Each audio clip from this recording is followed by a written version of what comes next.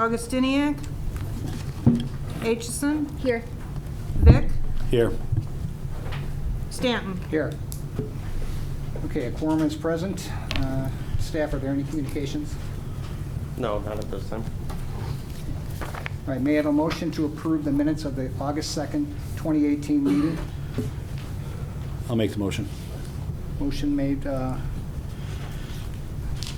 Commissioner Vick, Vic, yep. and second, Second. Commissioner Aitchison. All right. All those in favor of approving the August 2nd, 2018 minutes, say aye. Aye. Aye. Opposed? Okay. The first item on the agenda this evening is a public hearing for Neil Hamish for property at 17424 Oak Park Avenue. We will be reviewing the site plan for SIP Wine Bar approval and considering several variations. May I have a motion to open the public hearing? So move. A motion made by Commissioner Manning, second Second. by Commissioner Gatto. All those in favor of opening the public hearing, say aye. Aye. Aye. Opposed? Motion carried. All right, petitioner. Let's see here. Is the petitioner present? Okay, can you please stand? And raise your right hand. Do you swear to the testimony you're about to make is the whole truth and nothing but the truth? A confirmation of notices have been published and mailed in accordance with state law and village zoning ordinances and requirements. Staff, please make your presentation. Thanks. So, yes, this is a public hearing on SIP Wine Bar following the workshop that was on August 2nd. Kind of go over everything again for those of you that haven't seen it and those in the audience. I'll try and be concise as possible in the interest of time, but I'll go through each thing again and address what's been changed since the workshop and since you guys last saw this. So here is just kind of a quick overview of what they're planning on doing for SIP Wine Bar. So this is to consider approval of the site plan and then to recommend that the village board grant the petitioner several variations from the legacy code to permit a building addition that would match the existing non-conforming historic home that's on the property now. There's several variations in this case, but that's to bring this into conformance with kind of the legacy plan's vision for historic properties, and the intent of the petitioner is to retain that historic and kind of residential character that exists on the property now and with the original home. So the variations would allow the petitioner to construct the addition for commercial space on the second floor or on the first floor, and then the second floor would have a 1,100 square foot apartment on the property.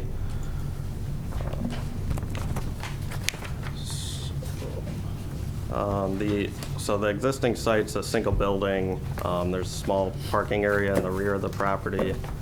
The original home was constructed in 1893. It's called the Dini home historically, and a reference to historically. The home's listed in the legacy plan as historically significant due to its age, architectural character, and a Victorian style to it. So the legacy plan also specifically calls out for preserving, rehabbing, and strengthening historic structures within our downtown. There's a 1,900 square foot addition that was put on in 1993, so this part of it's not really historically significant, but it was built kind of with a similar roof style and kind of in conjunction with the original structure. The building was last occupied by Attic Door, which was a boutique consignment shop. Before that, I think it was a video store. Most recently, this property, as well as a few other, came before you guys to be re-subdivided. There was a number of issues with property lines out here that specifically came up with this property. when they were trying to originally purchase it. So that delayed the project a little bit, but we were able to work through with all the property owners and get the property lines kind of readjusted to where everyone thought they were. So now this is a single parcel instead of 2 parcels, and they have the property line situation figured out. Here's kind of an existing picture of where the addition will go. This is kind of standing on Mickey's parking lot to the south of the subject property. The zoning's downtown core, DC, and our legacy district. To the south, east, and north are also zoned downtown core. To the south is Mickey's. To the east is Citibank across Oak Park Avenue. And then to the north is the Vote Building, which will become Bang & Gavel here in the near future as they're working towards their plans. To the west is a drive aisle, and it's a parking lot that's zoned R4 residential. That is not in the legacy district. But is basically that immediate lot is just a parking lot, drive aisle, and then there's some garages on it that are used by the neighboring condo building that's right there. So the proposed use of the building is primarily going to be for SIP, which is a self-serve wine bar. This includes a full kitchen and full food service in there. There'll be indoor seating, standing room only area, and then 2 outdoor patios.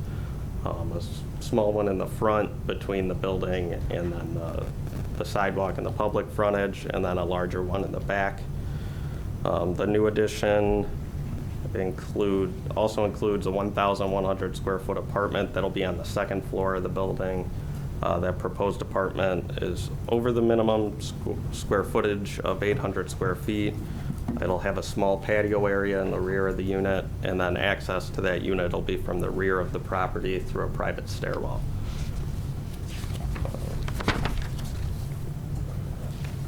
So in terms of the site plan, the primary change on this site is the addition to the building. So there'll be a 2-story addition on the south side. That includes a partial basement that'll be used by the kitchen and the restaurant for storage, and then the restaurant on the 1st floor, some kitchen space and storage space there, and then the 2nd floor is the apartment. There's the large patio seating area in the back. The patio is going to have a permanent metal roof on it and then permanent columns. Those columns will kind of mirror the columns that are used on the porch in the front of the original home, so kind of tying that residential feel, even though a patio that big wouldn't be very typical. They are kind of carrying that the historic and the residential aspects of that to the back. There'll be a smaller patio in the front of the property along Oak Park Avenue. This will be enclosed by a 3 or 4 foot high wrought iron fence with landscaping, then also buffering between the sidewalk and then the patio. This will kind of create an inviting atmosphere to the property, and that patio will kind of be similar to what you kind of see at Mickey's and what Bang & Gavel's kind of doing, what they have been approved to do kind of down that strip with the fencing and the patio area. So make it a little more lively streetscape there along Oak Park Avenue. The proposed site plan creates more usable commercial space on the property. Obviously, the petitioner was looking at this property wanting to do a wine bar and a restaurant. It's pretty tight in there.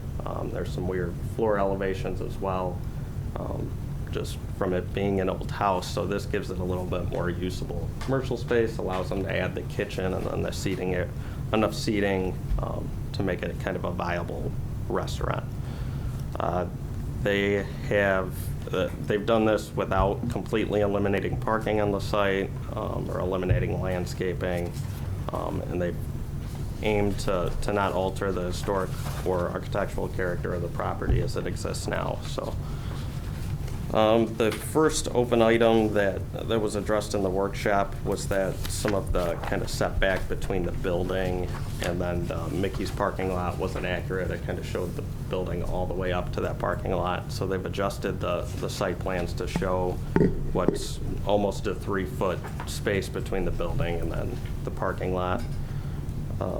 They've also adjusted there was 2 parking spots on the north side of the building that were head-end parking, just due to issues with contact with the building or cars overhanging into the drive aisle. They adjusted that to be a parallel space, so there'll still be a parking space there. I think their intention now is to kind of maybe have that be a business parking space, but in the future, if it's needed, that could be a parking spot for the apartment on the site if they decide if the alley ever goes through in the back, which I'll get to in a minute. So they adjusted those couple items that the Plan Commission wanted to see in the workshop. Then the easement, so in your packets now, we put the plat of easement for the 25-foot alley access back there. For now, that'll be striped with parking spots, but in the future, if an alley is needed, that'll kind of go through the rear of those properties and can close off some of the curb cuts that are on Oak Park Avenue. There's no plans to do it right now, and especially with Mickey's having been recently redeveloped and the drive-through there, but that will allow in the future, if we have a redevelopment opportunity, to maybe connect that through on Oak Park Avenue. So the plat of easement was reviewed by our attorneys. There's just a condition of approval on the site plan that be recorded prior to any permits.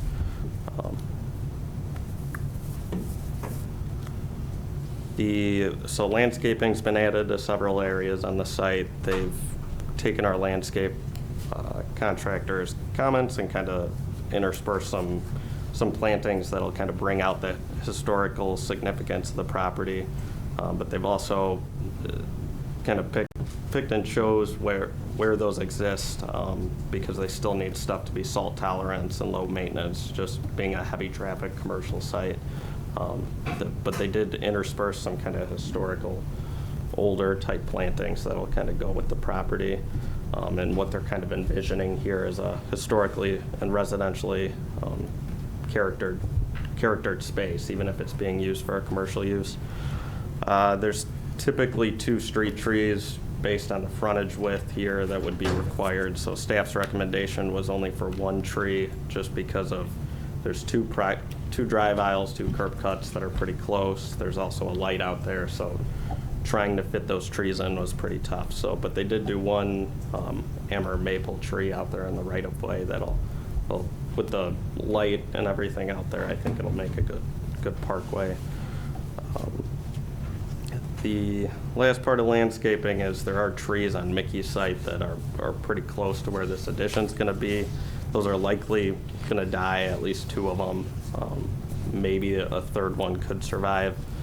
So we've recommended that the petitioner go discuss this with Mickey's property owner and kind of talk about a replacement of those trees in the future if they die or if they need to be removed for the construction. So they've agreed to that, and they've indicated that on the plans as well. So the building architecture was chosen to kind of closely mirror the historic design, the residential character of the Deeney home. This is kind of challenging based on the commercial use of the site, but they've kind of worked with this addition, keeping that historic and residential character to the site. Again, the legacy plan calls for preserving and rehabbing, strengthening existing historic structures. It doesn't fully exempt them, though, from the code requirements. So there is some kind of merit there in reviewing this, as if it would, even with an addition, with the redevelopment of the site, kind of viewing this as a heritage site, wanting to kind of keep it in its kind of current state there, especially with there being that original home. So they've done that, and kind of keeping the roof peaks, the kind of housing style there, the setback of the home. That's all kind of trying to keeping in character the window locations. So the majority of the variations they're kind of asking for with this request are kind of trying to keep with that character of the home, with the exception of the sign variance. The other 9 are related to just keeping that character alive. The proposed building additions are going to utilize fiber cement, hardy board siding that's required by the Legacy Code materials section. Preferably the fiber cement hardy board would be used kind of on the entirety of the house and it'd be replaced in whole. That was kind of the recommendation of staff, but in reviewing this and especially with the overall kind of project cost to make this happen, the Plan Commission felt that if it was just retained on the historic building and they used kind of the natural breaks within the site, that this is something that could be lived with. When they go to replace that ever, if it needs replacement, it would need to be replaced with hardy board. And we did add a condition in that just to make that clear. So going forward, there's no one that says, so I thought it could be stay vinyl. Just make that clear that it would become matching hardy board if it needs to be. They did supply, if you guys, and I can maybe pass it around, they did do a hardy board sample, so I don't know how much you guys are used to that. So it would obviously, they've said it'll be a little bit smaller than what you see here, and it'll overlap a little bit. The color matched pretty close. I went out there today. So the color's pretty close. The question will still be, you know, can they get the size right? So staff's still going to verify that when they come prior to maybe ordering it, and definitely prior to installation. We want to have the ability to kind of verify that prior to installation that it will match close to what's out there now with the vinyl siding, just so it doesn't stick out that there's 2 different materials on that. On the facade. So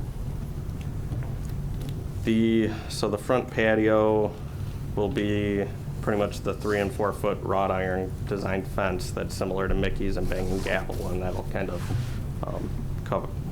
be kind of the basis to that front, or the finale to that front architecture there. Sorry, missed a slide there. So there's the kind of front and back architectures, elevations, and then there's our kind of side elevations. On the south side of this building, they did originally, and one of our open items was the kind of empty frames that they had for the windows, so they can't do any windows or penetrations on that side of the property if it's closer than 3 feet to the property line. So the Plan Commission's recommendation was just kind of, if it saved money, they kind of looked awkward to have fake windows on that side of the facade. So potentially in the future too, they can maybe do grant money or something for the facade or landscaping to kind of beef it up on that side of the facade. But for now, they did carry that kind of white trim across that side, so it gives it a little something going on. In regards to signage, so there's wall signage on 2 elevations. These can be either flat, mounted, or projecting signs. I don't think they've quite chosen yet, but the code allows either or, so they can do kind of a flat mounted sign or the projecting. There's a single face monument sign that's proposed at the north entrance to the site. Due to the curb cut dimensions, the site layout, this does require a variance due to the setback, which is typically 10 feet you need from a property line and then 10 feet from any drive aisle. This site's pretty set with the home being where it's at and not moving that. So there was really nowhere else to put it, but they will retain keeping it back 3 feet from the drive aisle, so that'll keep it so there's no kind of incidental vehicle contact or pedestrian contact from the sidewalks. It's a single face sign too, and it's angled kind of with the drive aisle, so it'll still give a presence of where to turn and kind of an identification of the site, but isn't overly large. It meets the height and the size requirements, so it's just that setback that they're looking for the ground sign. The one concern staff had about the signage was the front wall signage kind of covering up an architectural detail. Plan Commission generally thought that was okay and was acceptable kind of with the character of the existing property. So it'll be permitted to be a flat wall sign, or they can choose to do that and do a projecting wall sign there as they get closer to it. So. The lighting is in compliance with the legacy code lighting requirements, so it'll be kind of a gooseneck light that you see out there in a lot of places in the downtown. It's Mickey's, Primal Cut, Ed & Joe's. They all kind of have the same style light.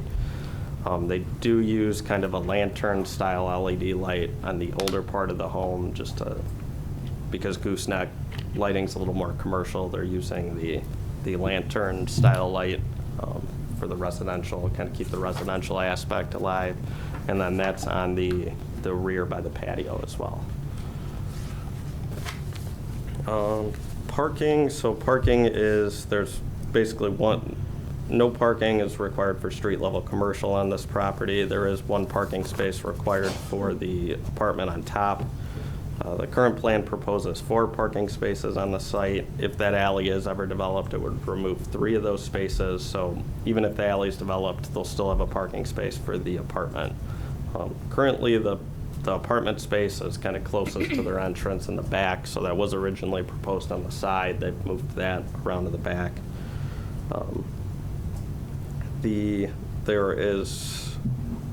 There's public parking in between Banging Gavel and this that has about 18 parking spaces in it. And then there's kind of that overall downtown parking, downtown core parking over by the train station that can be utilized here too. And the Metro lots that are open on the weekends and then for most of the day on weekdays.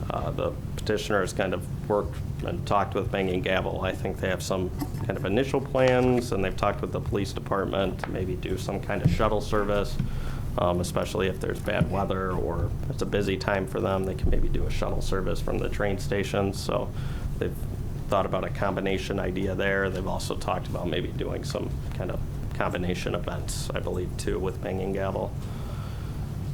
So there's a list of variations. The first 9 of these are all kind of, again, to do with the front facade and the frontage of this and trying to keep with the architectural character of the site.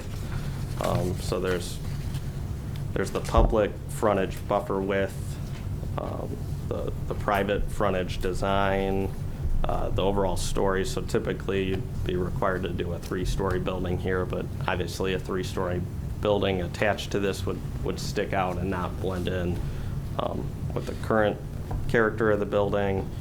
The front yard setbacks and then that overall frontage design is, again, I'm trying to keep the legacy code kind of steers this wanting to be a little more commercial, but because we want to keep it historic and the petitioner wants to keep it historic, they've kind of matched that current frontage on the site, which is residential. Same with the windows, so typically you're required to have more kind of transparency in that front level facade, but they've kept it residential with those windows, and then the height of the windows. The parking spot is open to the sky. Typically, we require all parking to be covered parking in the downtown core and for residential uses. So obviously, there's not really a way to do underground parking here without damaging the structure. There's not really a way to move the structure. So this is kind of the best case. They'll still have a parking spot on site, but there's not really room for a garage or other accessory structure that would cover that parking spot. And then the last one is the 9th variations, the buffer yard requirement, which happens when you have a legacy district downtown site between something not in the legacy district. So the drive aisle and parking, the parking lot are not in the legacy district, but obviously the code's a little more in effect is if this backed up to a residential site, it would require a bigger buffer. In this case, because that's just a drive aisle and parking spot, that buffer doesn't really come into play here. So you'd have a buffer in between a parking lot and then the parking spaces they have now, which would cut out a parking space and would kind of look awkward out there. So, and then the last one is just the ground sign variation that I already had talked about. So in the workshop, Plan Commission generally agreed that these variations kind of kept consistent with what the legacy plan's goals were, and that it helped retain the historical and residential character of the property, but also making it a little more useful for a commercial property to utilize this for use and for economic development reasons in our downtown. That'll be beneficial.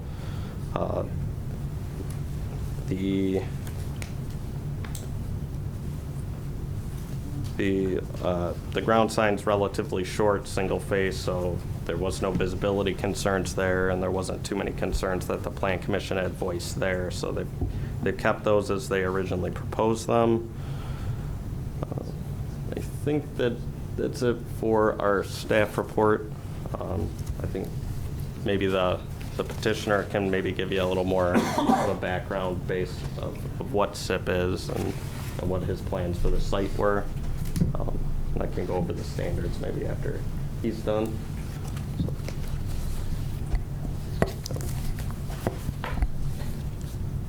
That's it? So, yeah, that's it for the staff report. All right, thank you, Dan. Okay, does the petitioner have any question or want to say anything, or? I mean, if you have questions, I can answer any questions. Well, that's my next question. Do any of the commissioners have questions for the petitioner? He pretty much summed it up, so, I mean. Good, okay, does staff, anything? We're good? Nope, we're good. Okay. And are there any objectors that are here that would like to say anything? Okay.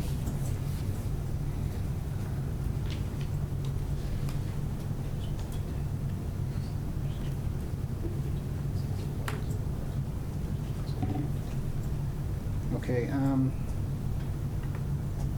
great. All right, may I have a motion to close the public hearing? So moved. All right, Commissioner Vick, and second? Second. By Commissioner Gavin. Okay, motion carried. Oop, hang on. I'm sorry, all those in favor of closing the public hearing, say aye. Aye. Aye. Opposed? Motion carried. Okay, staff for findings of fact. Sure. So I'll go over first the findings of fact for the site plan approval. So the first standard is that the proposed use is a permitted use in the district in which it's located. So a food and drink establishment is a permitted use, and outdoor dining opportunities are strongly encouraged in the downtown core zoning district. The apartment mixed use side of this as well is a permitted use. So I think that's not in there, but the apartment is also a permitted use. The second one's that the proposed arrangement of buildings, parking, access, lighting, landscaping, and drainage is compatible with adjacent land uses. So this is an existing site. Public parking is available in close proximity. The access, lighting, landscaping, drainage are all going to be improved with this site development. Compared to how it exists today, it'll meet all village codes and is retaining the original historic and residential character of the site. The third condition is vehicular ingress and egress from the site is safe and efficient. So the proposed site layout provides access to the adjacent public parking lot and that drive aisle. The on-site parking's also been designed to be safe and work with that adjacent parking lot and drive aisle. The fourth one's that the site plan provides safe movement for pedestrians in the site, so this will add connections and walkways to the public sidewalk as well as within the space. They'll be adding kind of pedestrian walkways. They're also adding bicycle parking to the site for commercial use and the residential use. The fifth one is more the landscaping and the mix of grass and trees. So the landscaping on this site's been added in several locations on the property. The species selection is pretty varied and mixed. It works with the historical character of the site where it's possible. The landscaping was also selected to be salt tolerant, low maintenance. It's primarily shrubs, perennials, and kind of a few ornamental trees where they could fit those in. It's attractive, inviting to customers in the downtown. Create a nice site there. The last one for the site plan standards are that all outdoor trash areas are adequately screened, so they're using an existing trash enclosure that's out there on the site now that's shared with the condos to the west of this, and that's already screened and existing there today.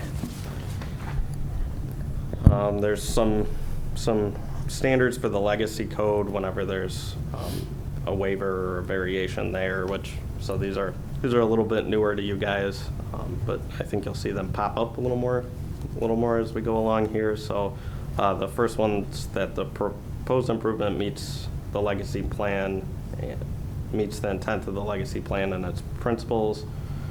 So the legacy plan calls for preserving, rehabbing, strengthening the historic properties in the downtown. So this proposed addition ties into those setbacks, that character, the roof peaks, the architecture of the original Dini home. The site changes have all kind of been designed in keeping with what they want in the downtown, keeping that residential character, but also still making this a desirable and useful commercial space. The second condition is the new improvement is compatible with uses already developed or planned in the district and will not exercise undue detrimental influences upon surrounding properties. A wine bar and a restaurant use is permitted. It's compatible with the surrounding properties, especially with Banging Gavel coming into the north, the restaurant Mickey's to the south. So it fits in with what's kind of been planned and what's going on in the downtown. Any improvement, the third one's any improvement meets the architectural standards set forth in the legacy code. So they've used the architectural style of the existing home. They've used the materials required in the building code, hardy board that they'll be using to kind of use a high quality material, but also still tie in that residential character. And then the fifth legacy plan standard is that the improvement will have the effect of protecting and enhancing the economic development of the legacy plan area. So obviously this site's been vacant for a little bit now. It's kind of run its course in terms of being, what it can be being commercial. So a restaurant, a new restaurant, a wine bar in the downtown is obviously a good thing to kind of attract people to the downtown, visitors that want to come, or residents that want to go down there. So I think it'll be a good mix into the downtown repertoire of what they have available down there. The standards for a variation, so I'll just go over the first three, which are the three that need to be met by state statute. So the first one's that the property in question cannot yield a reasonable return if permitted to be used only under the conditions allowed by the regulations in the district in which it is located. So basically it's impractical to kind of relocate this home in the building while meeting and it's kind of impractical to change the building to meet the legacy code when you want to retain that historical character. So the space requirements of that proposed use that they want kind of necessitated the addition of the existing structure. The site improvements are designed to make this a viable commercial property while maintaining that residential character. The second standard is that the plight of the owner is due to unique circumstances. So the original home was a residential structure with historic character in the downtown. The proposed addition's gonna make this a little more viable commercial space. But obviously, they're kind of stuck with that existing site layout. So that makes it a little bit unique there. The variation, if granted, will not alter the essential character of the locality. So this addition and the redevelopment of the site will keep the historical character integrity of the downtown there, something we kind of want to preserve there in the downtown. The improvements also allow the structure to become more practical to be utilized, again, for commercial development in our downtown core. So those were those three, and then there's kind of the additional things you guys can review, or the additional standards you guys can use to look at a variation. So that's it for the standards. All right, Secretary, roll call for vote. Oh, Go ahead. I'd like to make a motion to grant the petitioner, Neil Hamish of Sip Wine Bar, site plan approval for the property located at 17424 Oak Park Avenue in accordance with the plans submitted and listed herein, subject to the following conditions. The Public Works and Engineering comments must be addressed, and an MWRD permit must be obtained prior to permitting. Number 2, the excess easement for an alley shall be formally recorded with the Cook County records of deeds prior to issuance of any permits. Number 3, when the vinyl siding on the original home is replaced, the fiber cement siding that matches the reset of the structure shall be utilized as the replacement material.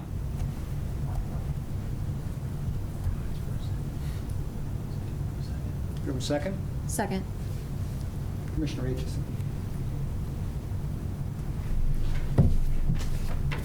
Roll call.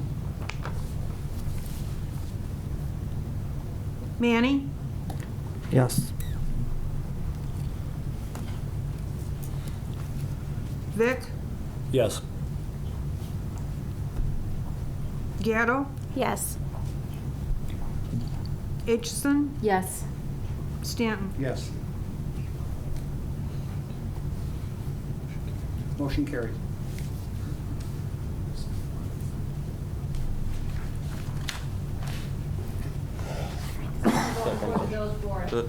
There's a second motion. Right, For the second one up. Sorry.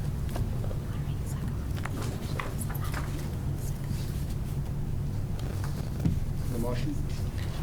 Yeah, I'd like to make the motion to consider recommending that the village board grant the petitioner Neil Hamish of Sip Wine Bar variations from the legacy code as listed in the August 16, 2008 staff report for the property located at 17424 Oak Park Avenue in the DC Legacy District Downtown Core zoning district in accordance with the plans submitted and listed herein, and adopt findings of fact submitted by the applicant and as proposed by the village staff, and as may be amended by the zoning board of appeals at this meeting. Sorry, that was supposed to say planning commissions. Sorry about that. Second. Commissioner Gatto?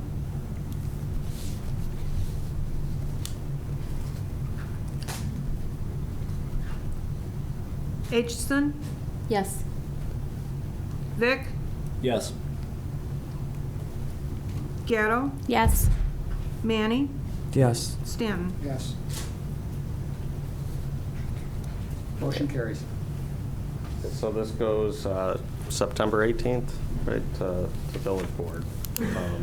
It'll waive the first reading, so it'll be up for adoption on September 18th.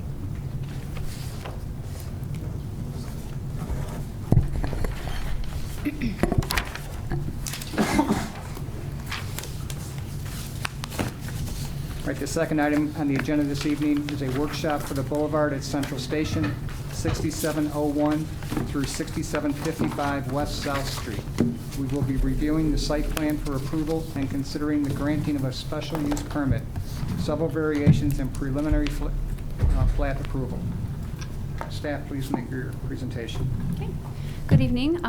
As Chairman mentioned, this is a workshop, so it's an opportunity for the developer and the plan commissioners and staff to go thoroughly through the project, ask some questions, get some feedback, After we're done with the workshop, we can give that opportunity for anyone in the public here to then ask some comments as well.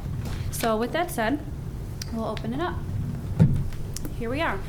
We have, so site plan approval is the first step, and then we have some zoning approvals that would be coinciding with the site plan.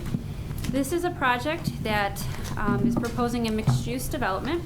It'd be approximately 4 stories in height, and in its total construction of approximately be 296,419 square feet, and comprising of 165 apartments with commercial use on the first floor. When talking about this site, it's important to know some of the existing conditions as well as the history that I'll get into. It's about 3 acres in size. It's vacant, but you will see there is a portion of the lot on the bottom photo there. You'll see there's a gravel lot. There's vehicles parked there. There's currently cars parking there for the use of Metro commuters, so around 90 to 100 vehicles are parked there daily. And then the remainder of the site has been vacant. Partially, the property is owned by the village, about 1 acre, and then the remaining is owned by the developer. That's the top exhibit that you see there. Pink is the village and blue is the developer. The buildings that did exist were demolished sometime around 2008, and the site has been existing as you see it today. So as I mentioned, there's some history with this site, and it's important to talk about it just to, bring it into context of where we are today. The first concept that was reviewed by the Plan Commission was back in November of 2007. And this image you see here, I don't think that was the first image, but it was the image I had found that was being presented at the time. And it was different. It was in a historic district. We didn't have the legacy code, so it was following some different requirements at the time. But all in all, this project was always talked about being mixed use and comprising some form of multifamily and residential. It's always been talked about a public-private partnership because of the village-owned land that's involved in the project. So that has always been the main parts of this project as it's gone through the last decade. But this project had some brownstones. It had a public park as a component of it at one point, and it was eventually approved, I believed, and it had gone through a preliminary hearing in 2009 and was recommended by the Plan Commission. Then we get to 2011. And actually a formal ordinance was adopted in 2012, granting some variations, but again, mixed use with first floor commercial and residential apartments in the remaining floors. This was a 5 to 6 story building at that time, and it housed about 167 residential units. And that was back in 2012. We all kind of know what was happening during that time. There was a hard economy that we were all dealing with. And so, again, the project kind of went to the wayside, came back. Its staff was discussing this again with the architect, and we were looking at that point as maybe a 4-story building instead of the 5 to 6 story. Then things started to continue to evolve with staff in talking about the project, and here we had a newer kind of concept, kind of very different from where we were before, a more modern look.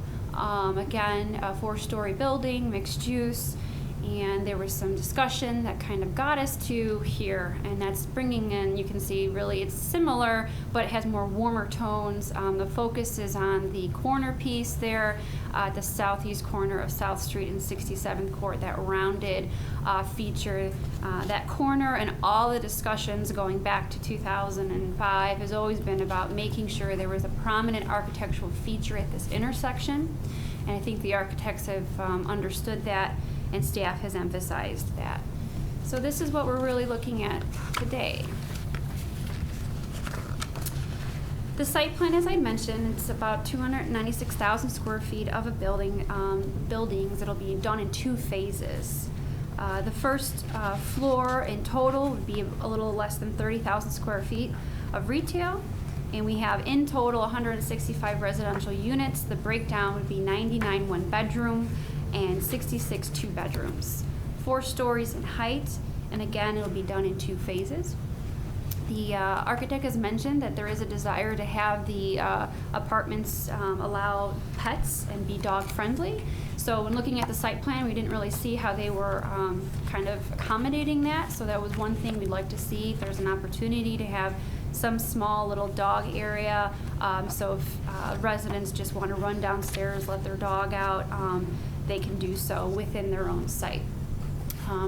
With it being done in 2 phases and the site plan requirements, we did ask for a construction schedule, which they're working on, and will be able to provide by the public hearing. And that's just to give us a sense of how we expect the project to commence and how long construction will start and hope eventually be completed. So here we are with Phase 1. Phase 1 is that southeast corner of South Street and 67th Court.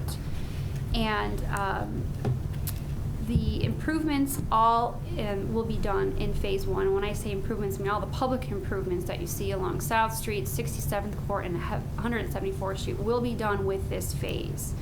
And again, this phase is going to be 66 residential units with 39 one-bedroom apartments and 27 two-bedroom apartments.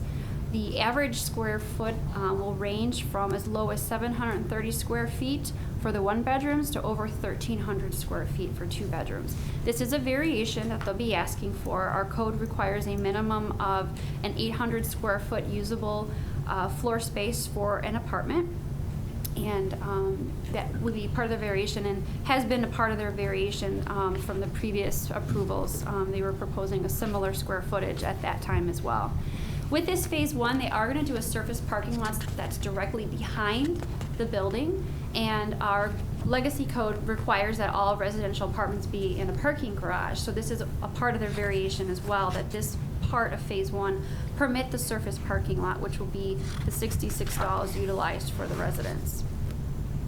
In addition, it's worth mentioning the first floor of this will be 15,000 square feet approximately for the retail, and they will be having residential accessory uses that are around 9,500 square foot of that first floor. Again, that's a part of their zoning request. The legacy code restricts accessory residential uses on the first floor when it's required to have commercial. They're looking to provide the amenities for Phase 1 on this first floor, which would be a fitness gym. It'd be a club room with kitchen, a conference room. They'll have the property manager's office there. They'll have a leasing office that could turn into a business center when they're done. And then the main lobby, which is actually permitted on the first floor, but the other amenities that I mentioned, the fitness gym, those are part of their special use. The setbacks for Phase 1 range. What is dictating the orientation of this site is the north side of South Street. They have to follow that right-of-way line, and that is making it somewhat of a challenge with developing this site and maintaining all the setbacks. We require a maximum of 5 feet, but our goal is to also provide adequate sidewalks. We all along in this project, we've talked about wanting wider sidewalks so we can have ample pedestrian as well as outdoor dining. So in this Phase 1, they are holding the 7-foot public sidewalk. There's no encroachments of future public dining on this. In addition, they have 6 feet of buffer area that will be comprised of streetscape, benches, landscaping, and things of that nature.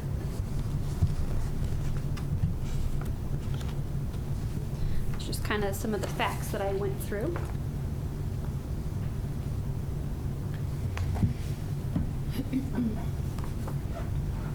So then when we move on to Phase 2, the Phase 2 of the project will be the eastern part of the site, and that would be the second building. And they will have a building in the rear as well that will be comprised of a partial underground parking garage, and then the remaining floors will be for the apartments. This will give us, again, 1-bedroom apartments of 39 and then 27 2-bedroom apartments, again ranging from 730 square feet to 1,300 square feet. So that will be excuse me, I misspoke. That'll be 99 units in Phase 2.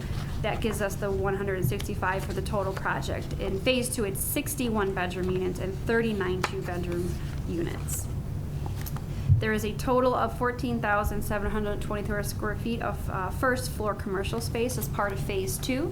There are no other residential accessory uses proposed in this phase on the first floor.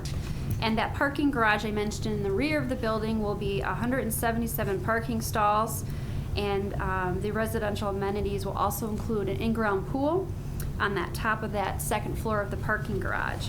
And once this phase is completed, the surface parking lot that was behind Phase 1 will actually be then given back to the village and will be left as a public parking lot. And then the residents will solely have the private use of the parking garage that will be provided in Phase 2. The area in between, there's a drive aisle in between the two buildings. In the past, it was spoken about making that a dedicated alley. In this scenario, though, it's going to still be a private access drive. There'll be cross-access easements. It's a one-way in coming off of South Street. And the reason for that is just to ensure that there's not a lot of traffic going out of South Street with potential pedestrians. When you come out, there was a concern about seeing beyond the building of Phase 2. So that will be a private access drive that will be platted that way, and it will not be a public alley. The reason being is when they do Phase 2, there's going to be a connector of the building that will arch over this access drive, and we did not feel that having a private project going over a public access drive. So that's why it's remained private. So here's the big picture of how the project will look as it's completed. And here is, again, the details of Phase 2, requesting the same variation as they requested for the floor space for Phase 1, and just highlighting the pool as one of the main highlights for the amenities. The site improvements are important. There's a lot of site improvements required. And again, these will all be completed as part of Phase 1. One of the big points here in this photograph is you see 67th Court. It's called out as 174th Street there, but in South Street, that whole intersection is going to get reconfigured to what you see to the right, to a truer T intersection. And this is important because it will help make for safer turning movements. It will improve the alignment of South Street. It will remove the one access entrance into the Metro parking lot. And it'll just, all in all, improve the awkward access point that there is there now, and hopefully will improve this area for street flow. Bless you. So this is an important improvement. We also will have a project on the southwest corner that will be coming online as well in the next coming months, another future mixed-use development that this will also help improve the development of that intersection as well. So, and again, the developer is going to be doing these street improvements. We are in the process of a final streetscape design. The village had some concepts, but now that we're getting at the real engineering of this street, we're going to be working with developing a final streetscape plan that will be working with the developer when they get there. We just want to make sure we're putting things in the right spot and it all makes sense. So we'll really get down to the details of where benches need to go, where landscaping needs to go, and we'll be working closely with the developer on that, as well as it'll give us a better map too for future developments down the road. So they're aware that the final streetscape plan is still kind of an open issue, and that we'll be getting that finalized in the near months.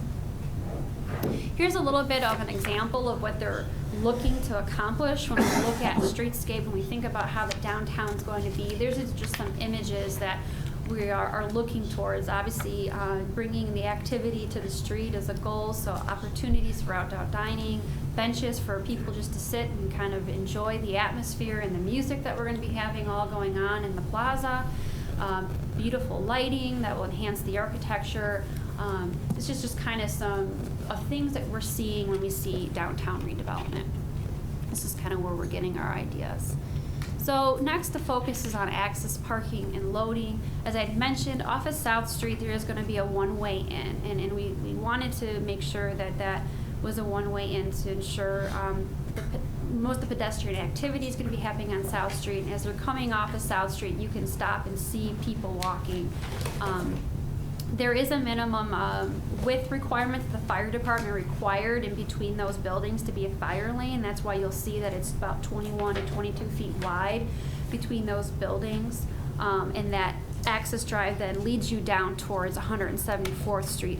There is a variation requested for the width of that because, and most of that's being dictated by the fire department and their circulation through the site.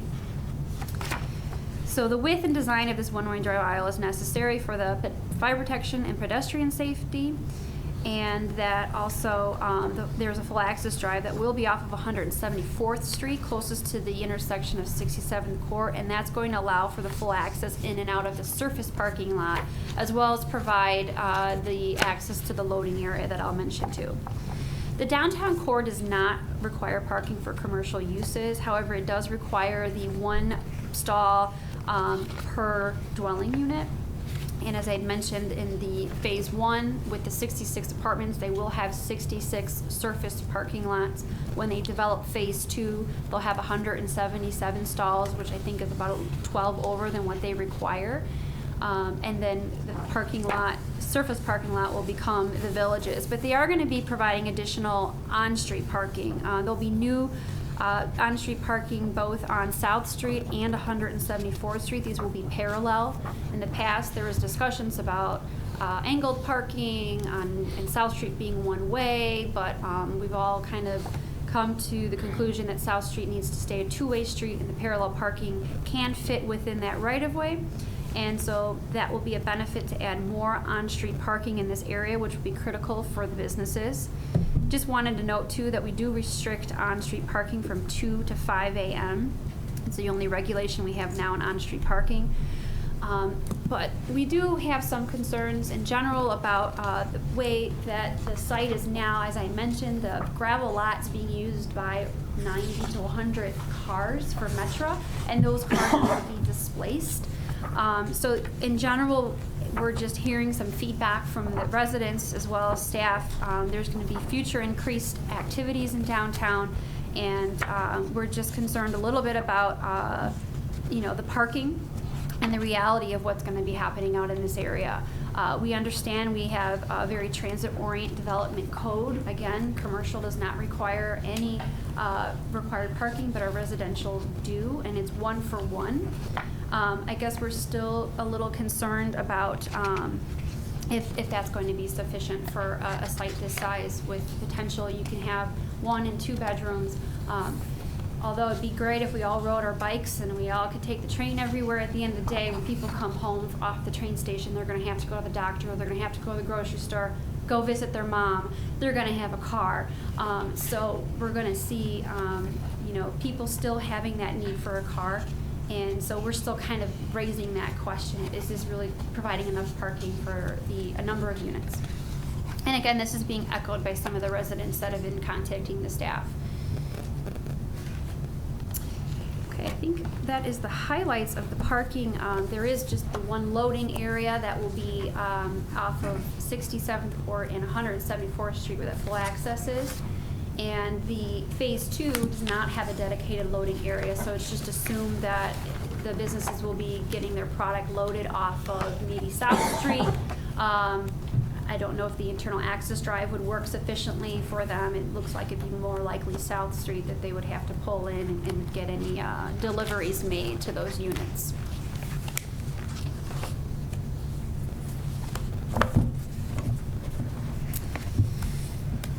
There will be also bicycle parking provided. That's part of our legacy code. They are meeting those requirements. They're going to have an internal bike storage room that the residents would be able to access off of the back of each of those buildings.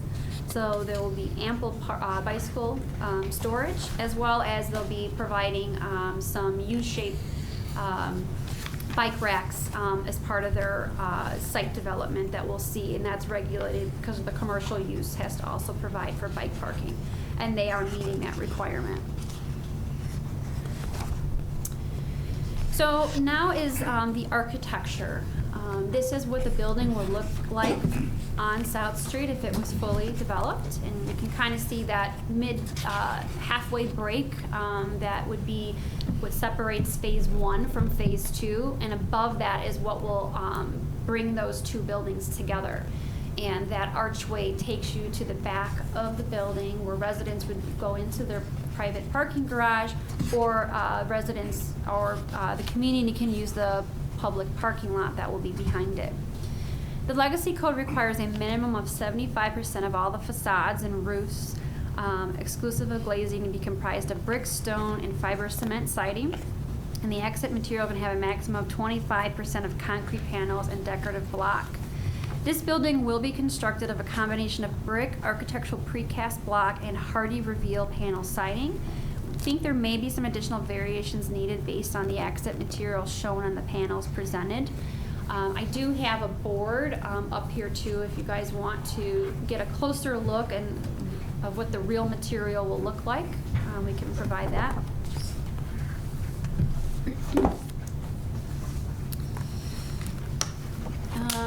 As I mentioned earlier, actually, in the very first slide you saw, that there is a rounded feature, and that is important because that's something that all along through the history we've emphasized that corner. And so the rounded feature is something we've been pushing and the architect has answered, and they're creating this architectural prominence at this corner, which is going to be reflective of what we want to see in the downtown, and also complement the metro station that we have. The archway I had mentioned provides that unique access, but also breaks up this very long block. This is a little over 600 feet in linear length. It's about 2 blocks. So it's a big block, but they're addressing it through the use of awnings. They're going to use canvas awnings that you see on that. You'll be using metal awnings as well. They've also created some alcoves to allow for a tenant to have an outdoor dining area, or maybe a place to display some materials, and that will be not within the public right-of-way. So you'll see some pushing and pulling of the front facade, mostly on South Street, is where the emphasis is.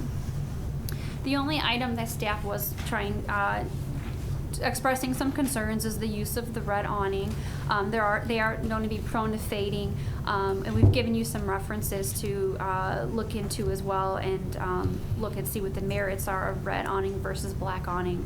It's just a minor comment that we had that we wanted to further discuss with the group. They're using the red awning. It's hard to see from here, but you'll see there is some red within the residential balcony areas that they're picking up that color from. So when you're looking at this elevation, this is as if you were in that access drive in between phase 1 and phase 2, and here you're looking at the entrance to the apartments. This is the lobby area. Phase 1 is where the lobby area is for all of the residents for phase 2 and 1. So this would be their main entrance. This would be where people can call an Uber, get picked up, deliveries will be done. To the left, you'll see there's 2 overhead doors. Those are those loading doors I mentioned that are accessed off of 174th Street. That will allow for garbage and for any other loading needs of the retailers to use. So this is what you'll see. You'll notice though too, that there's some windows that are currently on this phase that would be facing east that I believe, if I understand the plans right, when phase 2 gets constructed, these windows will be eliminated. So that was just one comment that we had concerns about, that hopefully the developer is disclaiming this to these tenants that might be there, and then all of a sudden they say, hey, your window's going away. We're building phase 2 now. So, and maybe they could add to that. But that was just one condition. We're looking that be somehow articulated clearly up front. And that is then going to another view here. This is phase 1 of the 67th Court view. So this would be, that new T intersection that we've created. Some opportunity for, you can see that Boulevard sign is their feature sign that they're using on their architecture. And again, this is flexible with either it being open, doors for dining, opportunities, but this would face the other corner where the future mixed-use building will be as well. So here's phase one as it looks as if it was just on South Street, just phase one. Then we have 174th Street and the Courtyard. Now, 174th Street does face some other businesses, and the way they have it designed, the first floor retail will be able to have access to the back of that surface parking lot, as well could potentially customers come into the back. So they almost have two front doors in the first floor. And they are using some awnings as well to kind of mimic that front retail feel along South Street to the back. And they will have some language in their covenants too that will talk about what retailers can do with those windows, if they can block them, because that was one of our comments is, you know, if you're a retailer who doesn't want to have someone coming in the back, we'd hate to see those windows just be dark. So there's just some things we're going to talk about how we could creatively keep those windows attractive. And this is another, to the right is another view again of those loading docks. So here would be phase two. Now we're building the archway and connecting on to the other side, which is basically mimicking phase one. So here is now the top photograph. You are looking at the side that would be facing what is the bar there now. Is that Luby's? Sorry, the station. I was reading the old documents, they referenced as that. So that would be facing that existing business. And then the bottom photograph is if you were standing on 174th Street looking at phase two, and that's essentially the parking garage. And then just above that parking garage is where that pool deck will start. And then you have residents flanking on the other side of the parking garage. So this would be if you were facing the pool, looking down at the pool, just kind of some of those elevations as well. This bottom photograph would be if you came through that archway and wanted to go into the private parking garage, that's the overhead door that would take you into the parking garage. You guys following me? Makes sense? Good. So again, they kind of given us some more illustrations to show on how this will look as they develop through the phases. And so the top one would be phase one. We have that surface parking lot. And again, the parking lot that's there now, there is going to be some language in the event phase two is delayed for a certain time that we might have that parking lot paved properly. So it would be not a gravel lot. And then to the south, the last page, or excuse me, the bottom is what phase two would look like in its entirety. So that kind of tries to give you some scale. Here's looking from like 174th Street, kind of. And then the bottom one would show its entirety. Now there's properties that surround this, and that's kind of been a comment and a concern as well, is that, you know, these properties that are kind of left, you know, what's going to happen to them, and the ability in the event there's willing sellers, how the site gets redeveloped.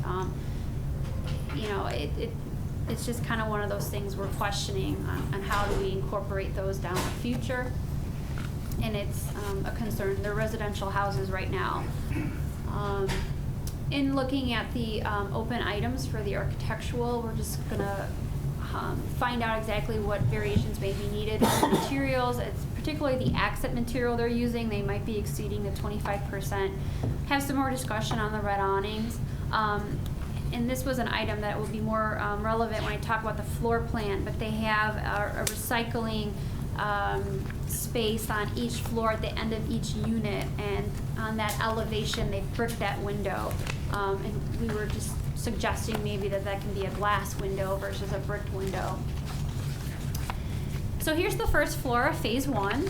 I outlined in red is what the residential accessory uses will be, and that is the fitness gym, that's the club room with a kitchen, the lounge, conference room, elevators, the mailboxes, and that's, I think, around 9,000 square feet in total. The remainder of the building then is the retail.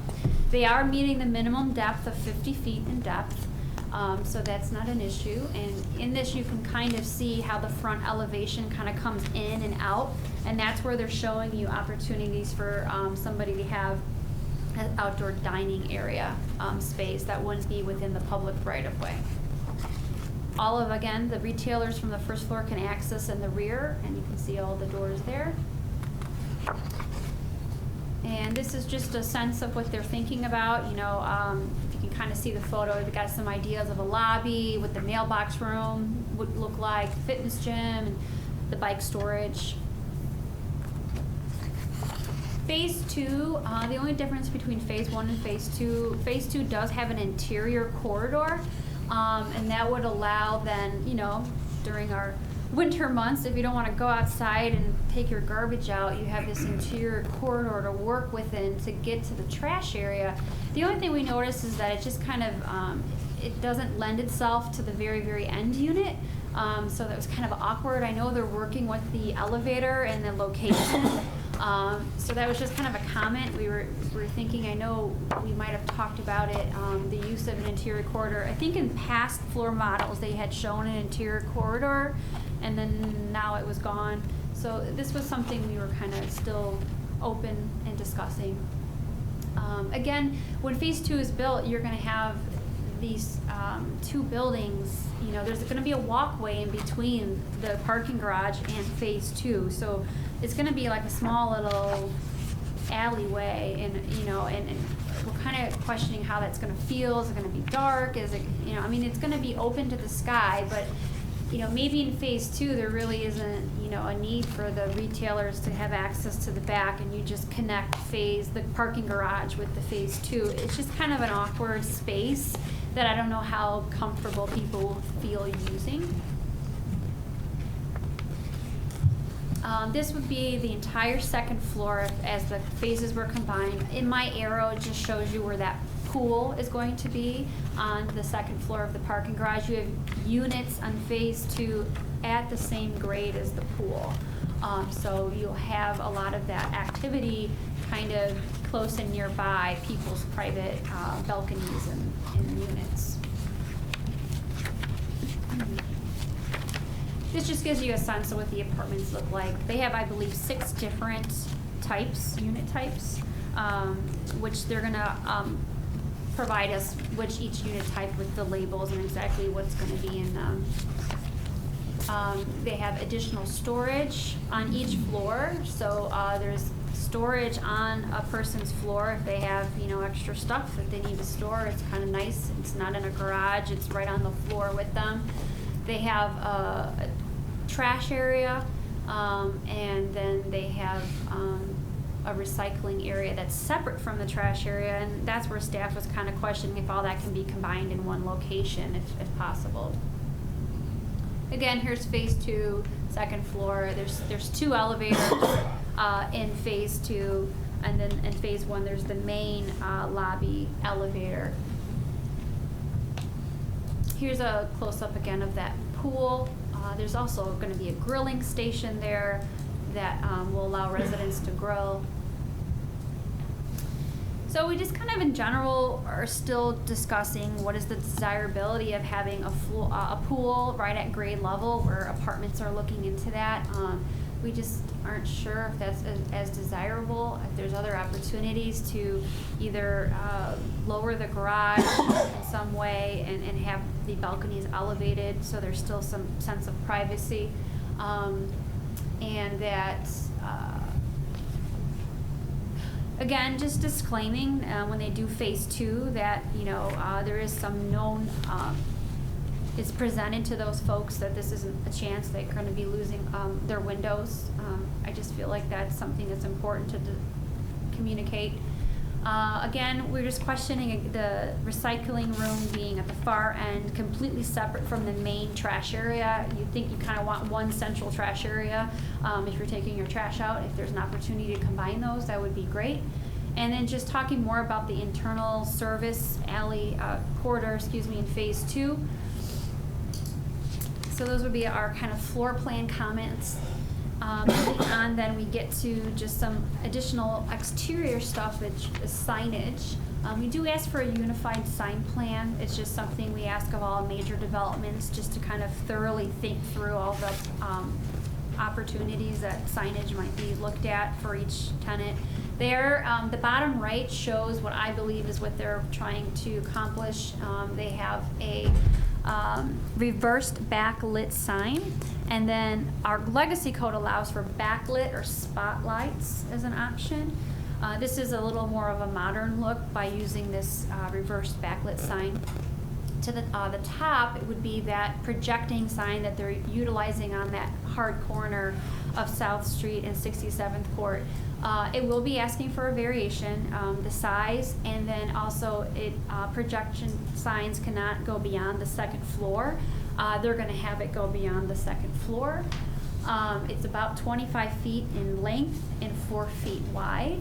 So these will be variations. I guess, you know, it's a sign that's going to be quite prevalent.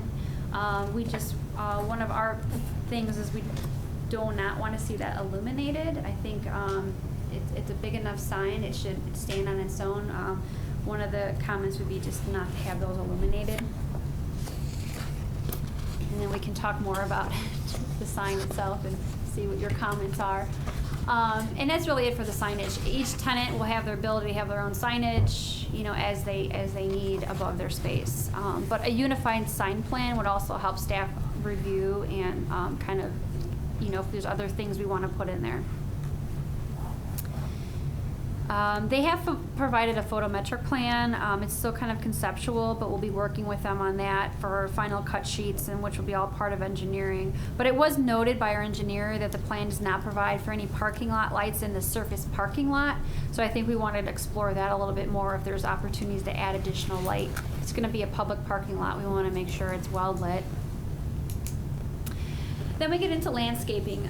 What you're going to see mostly on this site, because we're maximizing the building's footprint, is we're going to see streetscape. And that's where we're going to really try to work with the developer and our consultants as we finalize that streetscape plan. Where it's important to note they are providing some buffering is where the parking garage will be abutting some residential properties that exist today.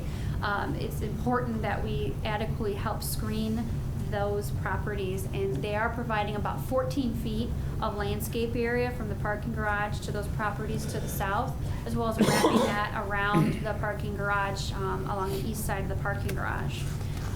We'll have interior parking, landscaping in the parking lot, the surface parking lot, and then really what you're, like I said, what you're going to see is what's out on the street. Internally, they're going to have the pool, and that's what the picture to the right is. They are trying to help screen the apartments that are at grade through a little bit of a landscape buffer, as you see to the right. And that will just kind of add some aesthetics to those laying around in the pool and having grilling some burgers. So that's the nuts and bolts of the site. I'll briefly go over zoning, and then I'd like to hopefully let the team kind of express their project to everyone. We are in the downtown core. That is what, you know, the heart of the downtown area is. The exhibit to the right, there's some dashed lines that you'll see, and what that means is, so South Street has those purple dashed lines. That defines the type of corridor they have to have. It defines the width of the street that they're required to have, as well as the streetscape. And then the other little red dash line that you see along the purple is saying street level commercial required. In this particular area, we say it's a requirement to have the commercial on the first floor. As you know, they are asking for some relief with that, with some of their residential amenities that they want to have on the first floor. Again, we hope maybe there's some opportunities when phase 2 is constructed. Maybe some of those residential amenities can be incorporated in phase 2 and give us some more retail on the first floor. That's something we'd like to further explore with the team. The number 7 that you see on that purple is also indicating that that's the number of stories that they can go. They can technically go up to 7 feet. But we're going at 4 feet. And a lot of it has to do with just the history on the site and the community's concerns about going that high. And rightfully so, it'd be pretty dense. So that's just the legacy code and gives you a sense. Everything around it is zoned mostly downtown core. We have the Metro to the north, which is Civic. It's its own different use. And then we've got a little bit of, why can't I think of what DG is? Downtown General, I'm sorry. But again, allows for mixed use and commercial. This gives you a quick sense of what I was referencing. We have a maximum of a 5-foot front yard, and these are the other setbacks that we're looking for in the downtown core. We're just asking for them on their site plans to just have that table on their plans, just clearly indicating exactly what the setbacks that they are that they're having. So we have several variations. I'm not going to go through each one at this point, but I've mentioned them as I've talked quickly about the site plan. You know, the number one is the square footage for the apartments. We're looking at a minimum of 730, where our code requires 800 square feet. I mentioned the sign variations. The large Boulevard sign they want on the corner is looking to exceed the size and also how high it can be as far as the stories. Then in general, we have just some, minor setback variations. Some of that's dictated by the right-of-way that they're trying to follow, as well as the access aisle drive widths. There's some variations needed. Some of that's due to the fire lane that's required. And so those are just kind of in general what we're looking for. I think I highlighted the big ones, though, that might be of concern. And the other request would be the special use to have those accessory residential uses on the first floor. Again, maybe there's an opportunity when phase 2 is built, they can be incorporated not on the first floor, but as of they presented today, that's their plan. Then lastly, we have several parcels now that we need to re-subdivide and kind of consolidate. I think there's about 11 separate parcels that I know Mr. Hansen spent probably a good chunk of his time getting under his control, and then the village owns the remaining. So what we hope to get to is a 3-lot subdivision. Lot 1 would be phase 1, and that access aisle that goes between the two buildings. Lot 2 would be the surface parking lot that will be private during phase 1, but when phase 2 is constructed, it will be under the ownership of the village. And then lot 3 is the final phase of the second building and the parking garage. So that's how it would look. We're still ironing out some of the engineering as we speak. Our engineers are designing some of the utilities on South Street and the realignment of 67 Court. So there might be some tweaks needed as we move forward, but essentially I think they want to go forward as a final plat, which they'll change this document and call it a final plat, and everything would be subject to engineering. And this would all hopefully be addressed prior to village board. Plats are more of a formal, kind of just you have to kind of review them and approve them, but the big part is reviewing and approving the final plans as presented. So I have a list of the summary of some of these open items that hopefully we can have some, good discussion on. And the intent is to ask as many questions and hopefully, understand the project. And again, for our residents, we've created a dedicated website, a web page on our website. So what we'll do is constantly upload any information that's being presented publicly. We will have available. It's just a nice quick go-to instead of having to search through all of our site. We'll have this page, which is this link here, and everything, all the plans are up there right now. And we can add meeting minutes and anything else that would be pertinent to the community. So I will love to turn it over to the team here, unless there's any immediate questions of me and my report. We can let the developer Great job. Oh, thank you. talk. Okay? All right. Mr. Stacy. You just let me know what pages, I don't know if you want me to go to a specific elevation, so let me know. I'll put like. Thank you. Can you hear me?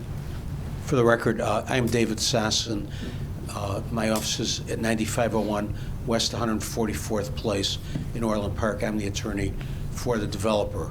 With me today is Mark Diedrich, and Mary Mcbride. Mark is our architect who has done all the work in his firm on this plan. He's here from Atlanta to be with you, answer your questions, and give a presentation. And Mary Mcbride is our engineer who's worked with the village engineers on the plats and engineering plans. Thank you for an excellent presentation. We've worked with Ms. Clark since she's been here, and with Paul Walrick. And I've been working on this project for 12 years. My client, 17, from the initial, let's try and buy some property here. So we're real excited to be here today and share with you, I think, the incredible progress we've made, especially in the last year. The variations are as indicated. There are a few that I'm going to talk about later that may very well go away, and some that actually will go away. But we are ready to proceed and to give you just a little additional thought. This presentation has been so detailed. To go over it again, none of you want to hear that, I understand, and probably we don't either, really. But our architect's here, and there are a number of things that he wants to explain to you, and what his thinking has been in working with staff over the years, and how it's developed. And I think you can see from those pictures of the old buildings that really this whole project has just really changed and changed again, and changed with the economy and the desires of the village and the realities of financing, all of which have to come together for any of these projects of this magnitude to take place. We want to be the foundation of the whole downtown plan, the historic district. We want to be the catalyst, not to just do this project, but for what comes afterwards. And we think we can do that. So with that, I'd like to turn over to Mark. And Mary Mcbride is just going to talk about stormwater management, which in every project is important, where the water's going and how it's going to be done.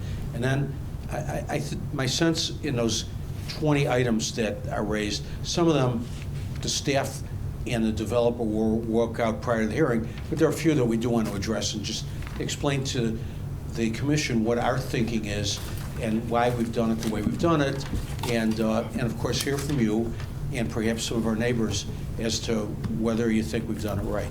Thank you. Thank you, David. My name is Mark Diedrich, and I'm with Quo Diedrich Chi Architects. Thank you, Kimberly. That was a very thorough assessment and description of the project. So as David stated, I don't need to restate a lot of that. Also with me here is Dave Mitchell, who is our local architect representative on this project. So just a couple of things that I would like to elaborate on maybe a little bit further. We have had a very good working relationship with the planning department and your other staff here in the village. I've been working on this since 2010, so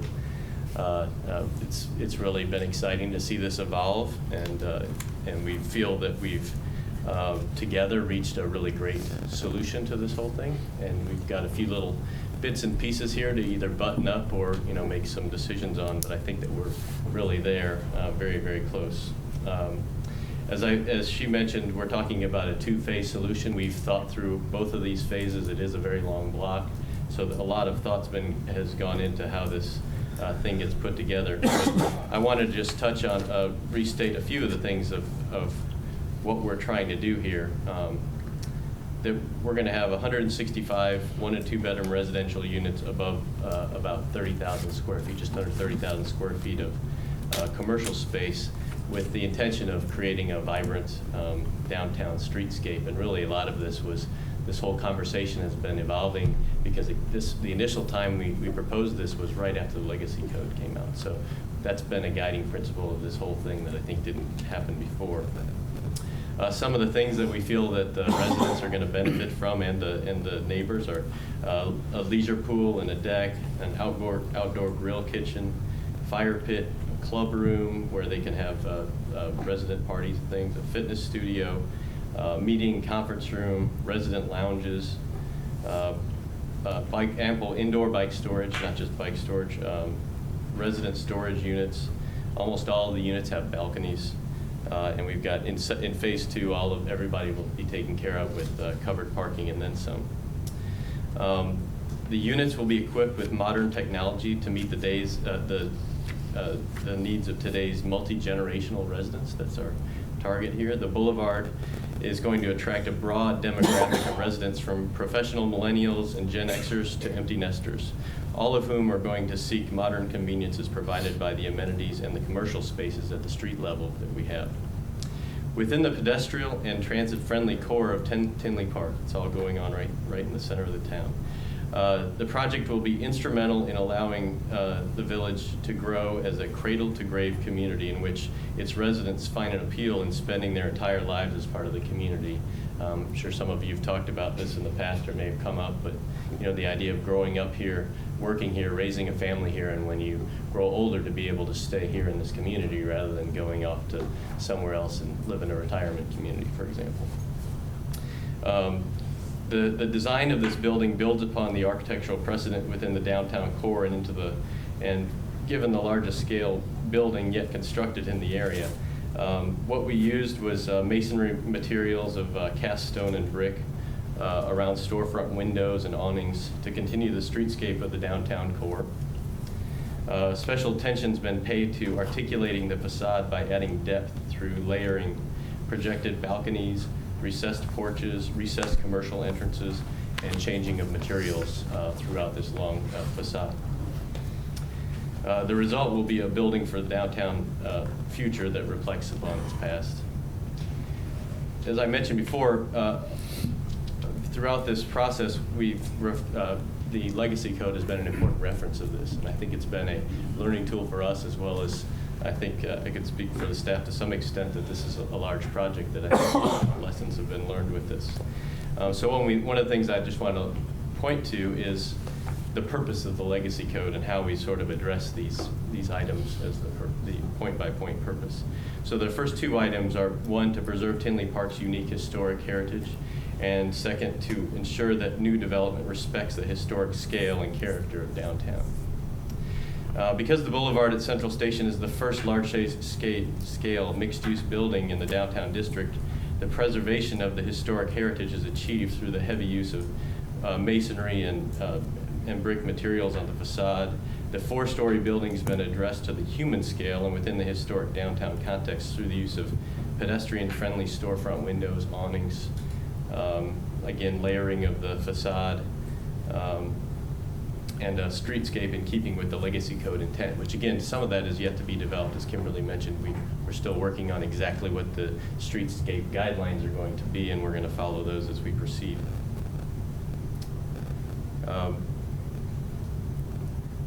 see. At the residential levels above the commercial, we've articulated the facade to smaller segments reminiscent of the scale of multiple buildings connected through a pattern of cantilevered balconies, bays, recessed balconies, and combined with a variation of materials so that when you look at it, it doesn't look like one monolithic building. We've tried to break this up given its size. The third item in the purpose of the Legacy Code was building a strong economic future for downtown Tinley Park. So living over retail promotes a thriving, commercial-focused street level while providing at the same time a customer base for those very commercial tenants. The building is also located directly across from the metro station, as you know, which brings people to the site every day who traverse the transit hub and frequent the commercial spaces. The living over retail concept creates an environment where a tenant can live, eat, shop, and socialize all within walking distance of their home. As a result, this concept instills a feeling of pride and involvement in the place that they live their lives. Item 4, maximize the number of people living within walking distance of the train station. This project utilizes a high density of residents while maintaining a maximum level of retail and commercial space. This project is located directly across from the station, which will allow both tenants and train riders to easily access the retail commercial. And both the train station and the retail will serve as a vibrant hub of activity for the town. Purpose number 5, encourage building mass to peak at the downtown core. So as Kimberly mentioned, this site does allow us up to 7 stories, but we have a 4-story project, which is tall for the downtown at this time. And it is right at the center of the downtown core, as we discussed. Purpose 6, create a walkable downtown where pedestrians come first.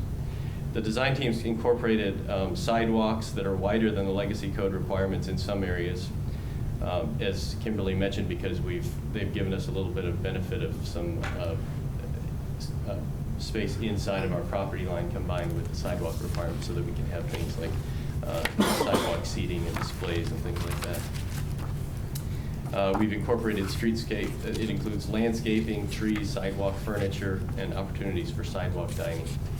As I mentioned, the train station reduces the need for many to drive to the project to enjoy the shops and visit friends that live in the building, which will increase the number of people that walk versus drive. And just as a sidebar to that, one of the things that's really evolved over the period of this whole legacy code is the whole idea of shared vehicles, and various types of vehicles. I can tell you that in my neighborhood in downtown, or in Atlanta, the people are riding around on these electric scooters all over the place, that they just leave them by the street and you come up, wave your phone over and hop on it, go a few blocks. So there are all kinds of interesting ways that people are using transit nowadays. Purpose 7, create a connected roadway framework with small walkable blocks. And that was one of the important factors of subdividing this whole property, was that we've incorporated that new street to subdivide this. Purpose number 8, promote a green downtown showcasing leadership in the preservation of natural resources and sustainable practices. So again, guided by the legacy code here, we've achieved this in several ways. One is that locating the residents next to transit and in a dense and walkable downtown, we get them out of cars and using transit and saving resources, improving the quality of life. We're going to be replacing a series of vacant lots, much of which are gravel and asphalt parking lots, with a design that complies with the best practices for stormwater management. We're going to add new landscaping and trees around the perimeter and within the site, we're going to be encouraging bicycle use, and we're also sensitive to light pollution with the building lighting. Within the building, we've provided a concept that utilizes modern technology for an efficient building that uses less resources, as well as encourages recycling within the solid waste removal system. All solid waste is going to be internal within the building through the use of the trash chutes and conditioned trash rooms. And then lastly, position downtown as a focal point of the regional bike path system. So we've met or exceeded the amount of storage required for bicycles. As you saw, there was 177 or so bicycles on site just for the residents, plus we've got a number of bicycle racks around. So we're definitely going to be encouraging that. A couple last quotes that are purposes there. I'm just going to restate them. The downtown core district consists of the highest density and height, with the greatest variety of uses. Street frontages have steady tree plantings and pedestrian amenities, and buildings form a continuous street wall along with sidewalks. So that, again, this is part of what we believe we achieve with this. And lastly, the regulations and standards within this section are intended to promote taller mixed-use development in the vicinity of the Oak Park Avenue train station. So again, I just wanted to state those as far as what we're doing. I have one last thing before I probably questions, or we'll go through the outstanding items. And it was just that one of the variance items was the reduction in some of the one-bedroom size units. And the argument for that is that this is a different type of lifestyle where we're providing a heavily amenitized building that goes beyond just somebody having a large apartment that they can hang out in and do their own thing. So a lot of what this multi-unit development is, it's got common amenities such as pool, lounges, residence storage, meeting space, and a fitness gym. So the one bedrooms, just the one bedrooms, the other ones are not, but are typically a little bit under 800 square feet. I think they're actually between 730 and 751 right now. So the trend today has been towards shared amenities rather than necessarily larger units. To compensate for the slightly smaller units, there is private secured storage space available for all residents on each floor. The total shortfall of one-bedroom units in all three phases equates in all to 4,788 square feet, while the total area of amenity areas, including fitness, lobby lounge, resident storage, resident lounge, et cetera, but excluding outdoor amenities, is over 10,000 square feet, of which over 4,800 of it is designated for resident storage. So again, if you strictly look at the fact that we've taken out a certain number of space from their units and we've provided them with storage on their floors, they more than offset one another. So that's just an important point that I wanted to get across. And I think with that, I'm going to go ahead and let David go ahead and address a few of the items that were identified as outstanding, and just I'll help with that as well. Thank you. Before Oh, David, sorry. I'll just jump in. Good evening. I'm Mary Mcbride. I'm the president of Mcbride Engineering. And as a quick note, we're celebrating 50 years this year, which is wonderful. And I joined the project in 2015. And that's significant in that in 2014, the sanitary district passed a new ordinance called the Watershed Management Ordinance. We know it as WMO. And that raised the bar in terms of stormwater management, and that has been incorporated into the current design. So with regard to stormwater, the way this project's going to manage it, we're going to take the first inch, what we call the volume control component of detention, and that's going to be kept on site under the surface parking field. And the remainder of the stormwater runoff will be in new sewers down South Street to what you all might know as the Panduit Regional Detention Pond. And that improvement that's ongoing, they did incorporate this project, so we've coordinated with that, so we have that accommodated. So beyond stormwater management, the project's other civil improvements will be utilities and the perimeter streets that we've already discussed. That will all be improved. And maybe the only thing that hasn't been noted is the overhead wires on South Street will be buried along with the road improvements. I think that's it.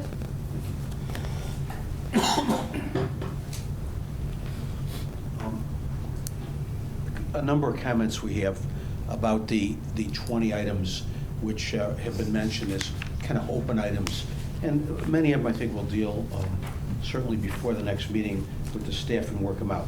But one was the schedule. I think the commission would want to know, how long is this going to take?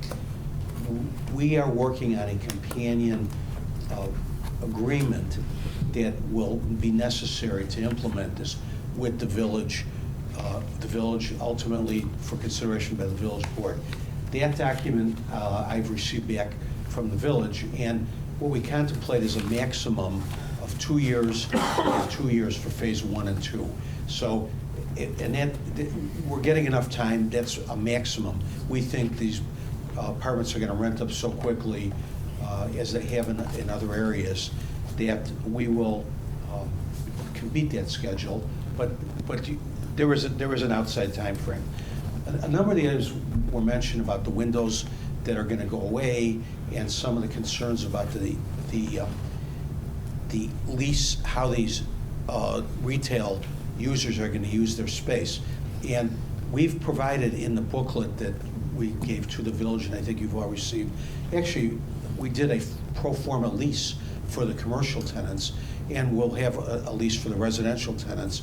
And in those leases, where there are those windows, we will be then relocating those windows into phase 2, but those tenants will know very specifically what's going to happen and when it's going to happen in that lease.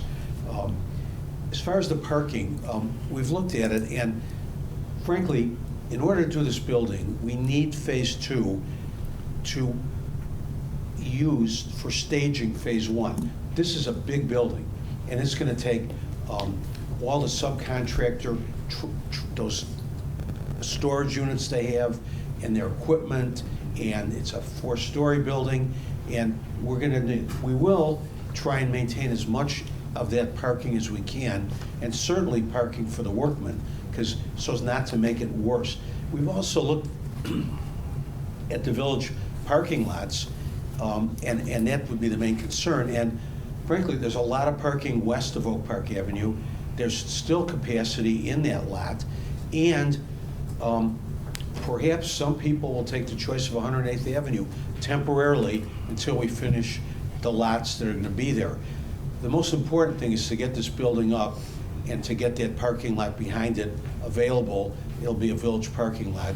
And I can assure the commission, and I know I'm going to have to assure both the staff and the board, that we're going to try and minimize the inconvenience while we do this.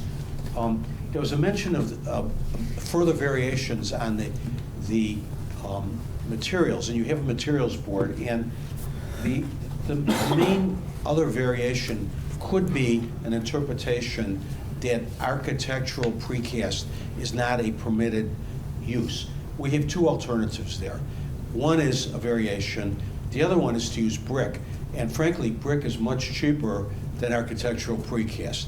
We like the look of the precast, but I want to assure the commission it is not an economic motivation for using it. It's something that, again, will help break up this building. With regard to the garbage, the building has garbage chutes, and the garbage chutes are available in the hallways for all the residents. This is a big building. It's a block and a half long. The reason why the architect put in these recycling areas rather than having consolidated is the nature of people is that they're sometimes lazy. And what they're going to do if you don't provide these is they're just going to throw everything down the garbage chute. And it's impossible to stop them. But we think by having less centralized recycling areas, we think it's good for the environment, and we think they'll be better utilized. So that would be another comment we've had with regard to this issue. With regard to the dogs, dogs are allowed, and there is a lot of walking space in the downtown area. Certainly people have to pick up. We are going to provide dispensers on site for people walking dogs. We'll certainly work with the staff and try and see, is there an area we can have, but it's a pretty tight site, and with all the other requirements, I'm just not sure that we can do that, but we certainly will look at it and see is there a viable area. We will, in our leases, be regulating the kinds of dogs and the number of dogs, because we think that's the right thing to do for the other residents and of course for the village to avoid problems. So I think those are the kind of the major areas. Yes. Lastly, we think it's really important that on that first floor we maintain that first floor core with the workout room and all the amenities in that one centralized area. First of all, we can police it better if it's next to the office. Second of all, this workout area is only for the residents. It's not a health club. And by having it near the office, it can work better. And we certainly can look at it down the road, but we think it's going to work out. I just did a very nice building that I did with Mark Diedrich in Downers Grove. And they did the entire core on the first floor, and it worked out. It's working out very well with the party room and the meetings, and we think it'll work well here too. And that same question, by the way, came up and it was resolved. So last thing that I wanted to tell the commission is that with me is Bob Hansen. I think many of you probably know Mr. Hansen, but he has actually done, I think, the most successful mixed-use building in Tinley Park, and that's at 183rd, where the Dunkin' Donuts is, across from the convention center.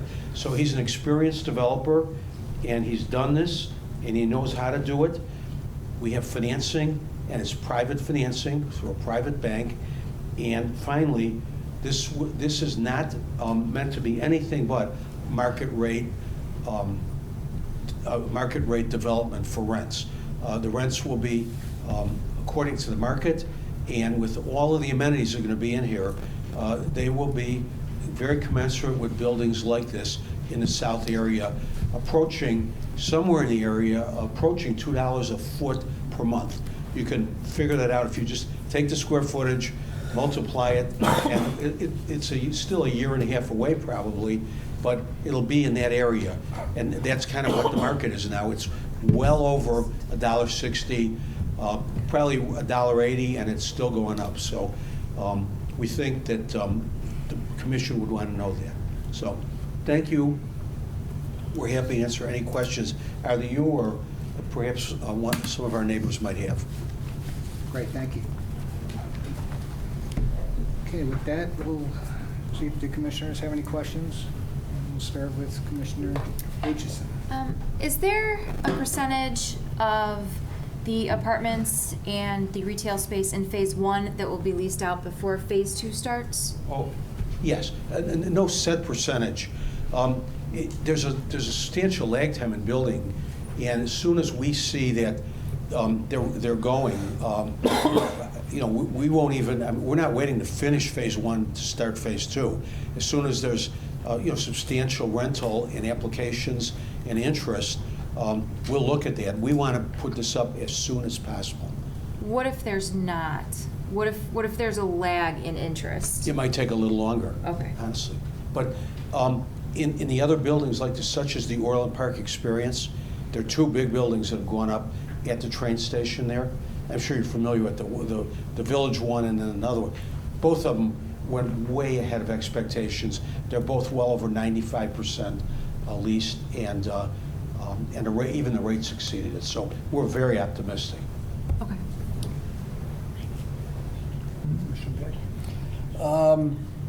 Just a couple things off the open items list here. I know one of the things that staff was questioning was like the red awnings and things. Why is it the red color that you're looking at versus maybe something else?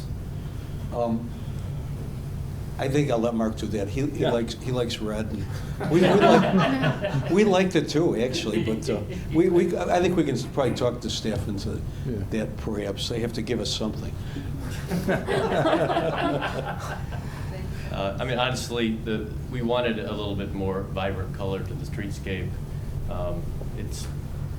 We're trying to avoid it being too monochromatic. We wanted to have some consistency. We could look at the tone of the red or something like that. And I've already spoken with Bob about, you may have to change them out a couple of years earlier because they may start to fade. But I think that's the way that I see that is it's a lot of an operational management issue. Mm-hmm. We're trying to create what we feel is the most attractive and appealing building, and that's why we chose the color. Okay. Just the only other concern I have is kind of goes along with some of the staff comments is about that main sign on the one corner of the building. It to me personally, I just think it doesn't, if it was a development area that had, well, first of all, that corner was actually on the main intersection like Oak Park Avenue versus being off by a block on more of a side street corner, we'd say, with 67th Court, something like that, or if it had other buildings around it that were in the same height or larger to draw more attention to it that way. It just seems a lot, especially if on that corner, those corner apartments there, that big sign is right next to somebody's patio or balcony, That's just kind of my concern with the signage on that, and that it might, I don't know, just things I think that it's more out of place for the way the downtown is at this time, with other developments or lack of other developments at this time.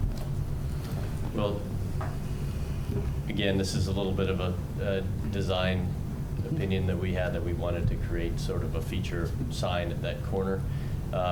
We're very cognizant of the fact that there are apartments next to it, so the type of lighting, if we were to propose some lighting, was going to be very subtle regardless. Perhaps just kind of illuminating it from the top or the bottom or off of the building, kind of highlighting the sign. Same with the one over at the Port Cochere, the drive-under area, where we might actually use some gooseneck lights or something like that to illuminate that sign rather than it glowing like the same.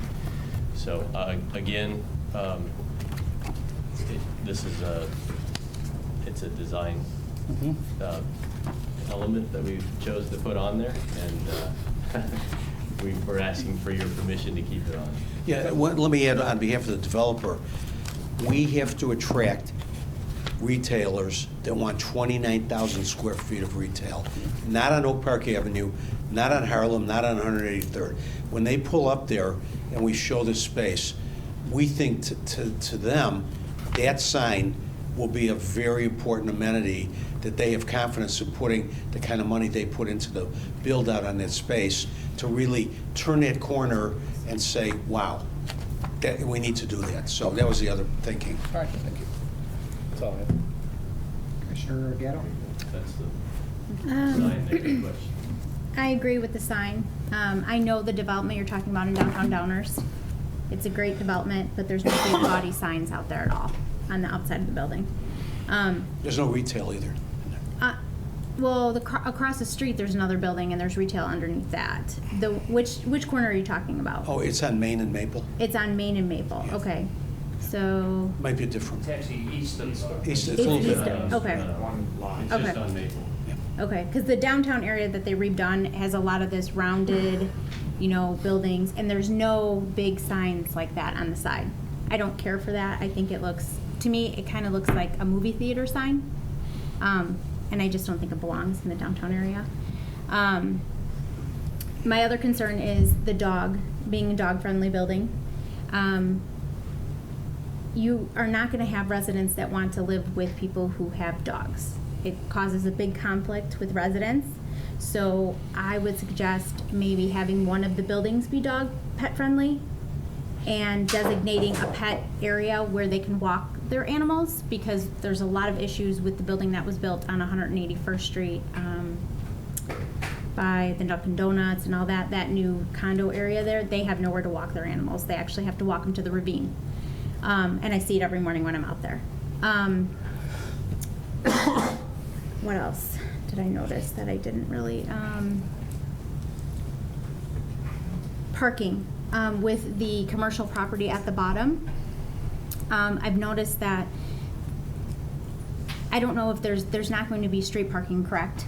In front? Yes, there will be. There will be? On South Street and 174th. Okay, Street, so yes. it will be both areas, because a lot of times people don't want to walk all the way around the building to get to the storefront.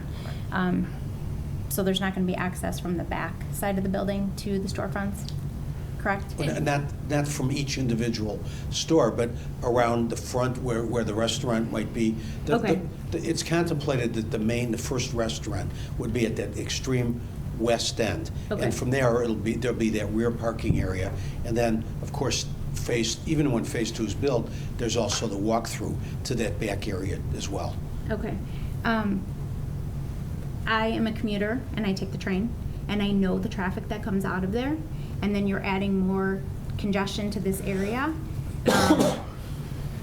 I'm a little concerned with that, just because there is so many people that'll be walking to that building, and there's people trying to get out of the train parking lot.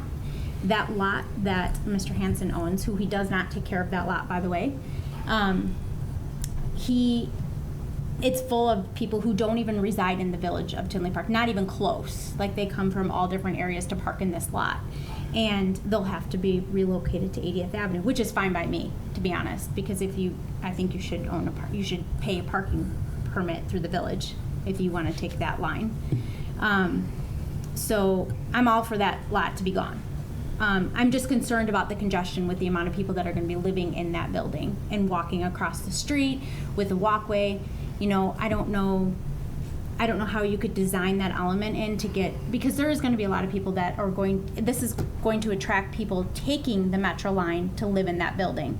And we have so many issues with people walking across the street, and then everybody's waiting just to get into the lot that he owns that's across the street. The backup is miles long. Miles? Oh yeah, it goes all the way to Oak Park Avenue from the lot that he owns. That's off of whatever that street is South there. Street. Yeah, South Street. So there's got to be something, I don't know, a walkway that you guys can put in so that the pedestrians can walk across to that building, something of that sort. Okay.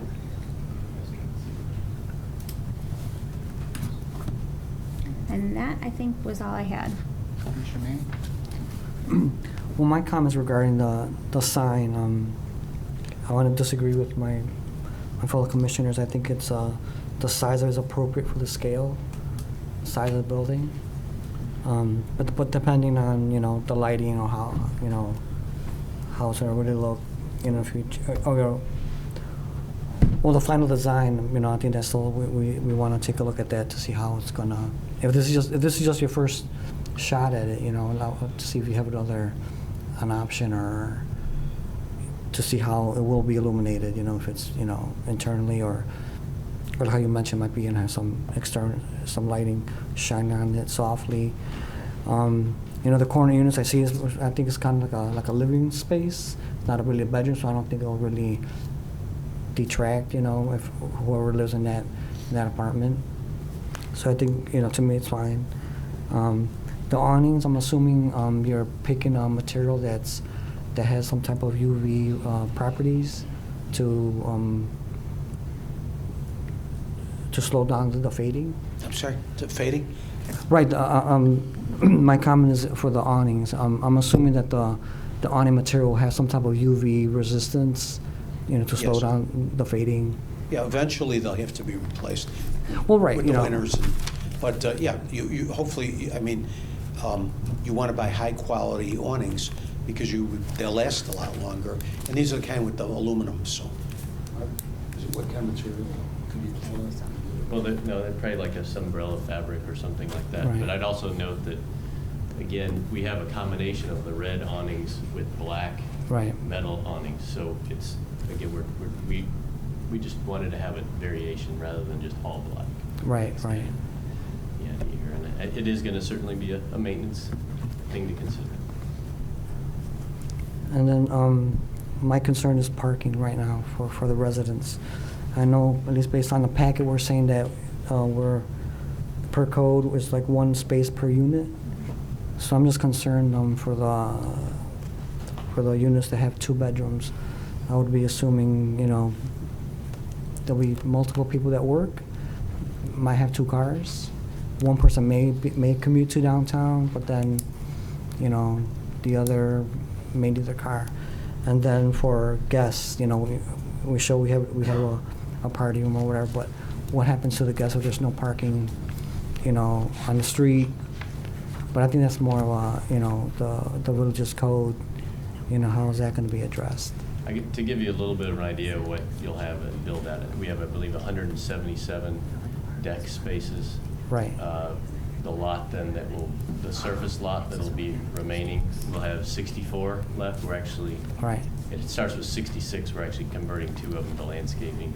And then there's, I believe, 30-some parallel spaces on the street as well. So there is a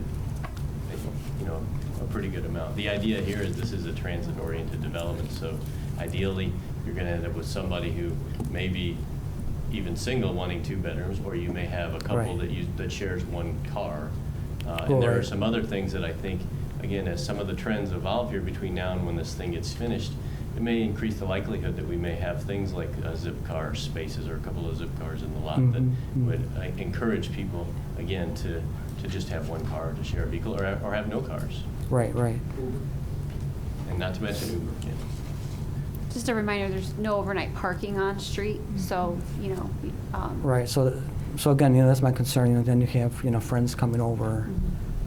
To, where the park. If they do take when phase 2 is complete, then you have that public, Right. lot. We have 166 units, and then if one friend comes over, right. Bam, we're out of parking. Then my next concern is about the, if it's a pet-friendly building, we should have some designated area where the dog can be walked, because I think that would become, a problem, Just myself, in my home, on the lawn, some, dog owners don't, clean up and stuff, so I wonder if that would become a concern. We'll look at that. We're listening. Thank you. Yeah, that's all I had. Thanks. Just have 2 questions. Can I really quick? When you brought up, so a big thing that we've kind of been talking about in the village is the charging stations for the vehicles. Are you gonna have any of them? Because I know the other development that we just had come in front of us, they're gonna have a couple charging stations for the electric cars. I have an electric car, yeah. Okay, I just wanna, We may have spaces in the garage that have the capability. Okay. People usually, if you have an electric car, you have a charger. yeah. You can bring it with you if you're a tenant. So we'll have to look at that, and all that is running a 220 line. Good point. Thank you. I'm sorry, Angela, is that something you'd want on the surface parking lot as well, or are you I- looking more for the I residents? mean, if it's gonna take 2 years to get another building up, I would recommend that you do in the service lot. Okay.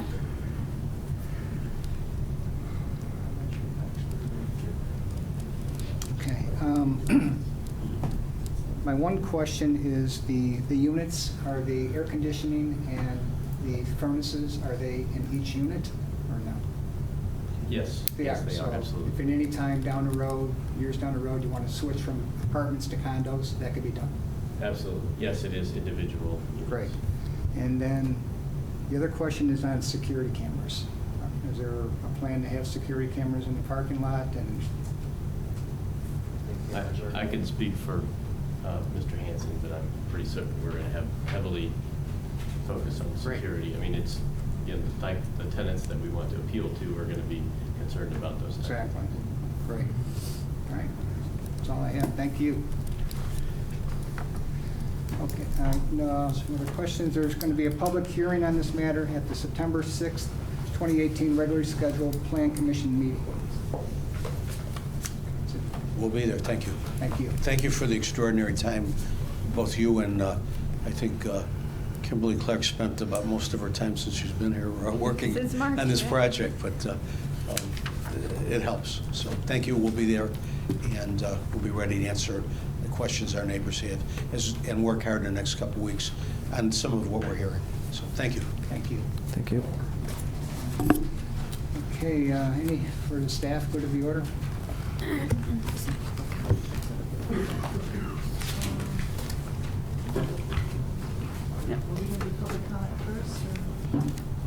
That'll be after this.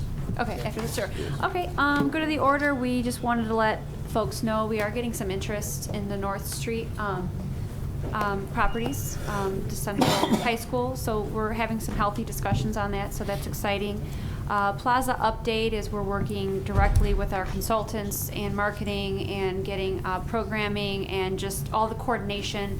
A lot of utilities, lots of things to be discussing. So that's talks are on the way. As I'd mentioned in my report, the streetscape study, we'll be looking towards getting that out and working with a consultant soon on that. We have the APA State Conference coming up in September. If any of you are interested, they usually offer a plan commissioner's chance for training. Let us know. It's in Springfield. On the building department side, our residences, the apartments there submitted for foundation permits. Their hopes are to get the foundations in before the winter, which would then allow them come spring to start going vertical. So that will be an exciting project going forward. And oh, I'm sorry. Just following up on an old project on 159th and Oak Park Avenue, our project known as Hatham, he took that old building and kind of rehabbed it. He did submit his permits with IDOT. He's working on his parking lot improvements right now. IDOT is actually pretty okay with what he was proposing, and they're going to let him keep those 2 stalls on the north side, but the rest of that asphalt will be removed. So we'll have a nice improved parking lot, and he's moving in his business. So that's a positive on that. Other than that, next month, or, we mentioned we'll have the public hearing here, and then we're working with that other development on the corner of 67th and South Street known as Bremen. They're working and getting their revised plans into us too, so we'll be seeing that come online shortly. Great, thank you. Okay, next, Is there anyone in the public that would like to comment on anything? No? Great. Okay, may I have a motion to close the meeting? So moved. Commissioner Gatto, second. Second. Commissioner Vick. All those in favor? Aye. Aye. Motion carries.